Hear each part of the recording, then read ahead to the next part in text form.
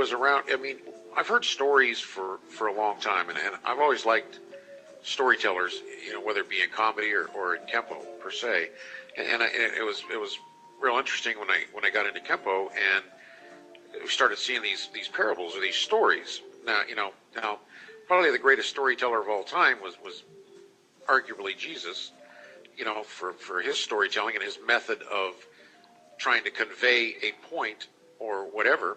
And so Mr. Parker kind of took that same attitude as well. So throughout training, he would come up with, a point, or he'd be teaching this or that or the other. And so he then would back it up with a cute little story or maybe a short joke or something that kind of was related to that topic. And Mr. Parker was obviously a psychology and sociology major. So he realized that he was going to be dealing with people. So he figured that when you deal with people, one of the common problems today is people, if you're a techie person, you can't talk techie talk to a non-techie person. They're not going to understand you. So for example, if you have a student in the school that's a mechanic, an auto mechanic, if you can relate to auto mechanics and talk to him in a language that he's used to and kind of convey, well, learning Kempo here and learning these basics are the basic nuts and bolts to the system, and they're the framework, which is the base of the car, which structures everything so that everything else can fit into it. The engine has to work, in relation to the drivetrain and the transmission and the rear end. So if you're talking to a guy like that, he understands that more. So when you start teaching him the physical language of Kempo, he can understand what he's doing, why he's doing blocks and punches, and what he's doing these transition he moves for, or why he's doing footwork, which is what makes the vehicle move. Well, he can relate to that. So these stories started coming up, and they were clever and cute. And so I liked them early on as I did it. Well, as we got higher on, there were so many of them that, you start cataloging them because he had so many examples of these things.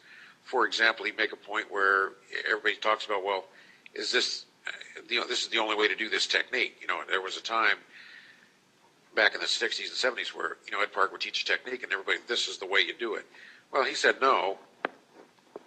The reason we have such contrast today or such versatility today in techniques is because he would talk to you and you'd ask, well, how do I do 5 swords? Or how do you do 5 swords? He says, then Mr. Parker would typically say, show me how you do it. So he'd say, show me what you're doing. So you showed him, he said, okay, you can do it that way. So he was kind of evasive to a degree, but what he was trying to get across was the base core to this philosophy that he had was the Japanese have a one-punch, one-kill, cookie-cutter type philosophy. Now, I'm kind of in support of that as well. I'm for a very strong base reference syllabus. A strong point of reference that's standardized. However, I also agree with his original term of rearrangement concept, where what's 2 and 2? 4. What's 3 and 1? 4. What's 5 minus 1? 4. Well, there's more than one way to deal with a right punch. There's more than one way to deal with a grab. There's more than one way to deal with a kick. So there is no one way to do anything. There's only one way in terms of some particular group's syllabus so that they have a base reference for that technique. But can it be altered? Well, hell yeah. There can be a number of different variations or variables. In the beginning, at Parker, this particular philosophy, he called it the rearrangement concept. So he said, for any given base move, you can take this, you can put something before it, prefix it, suffix it, delete it, rearrange it.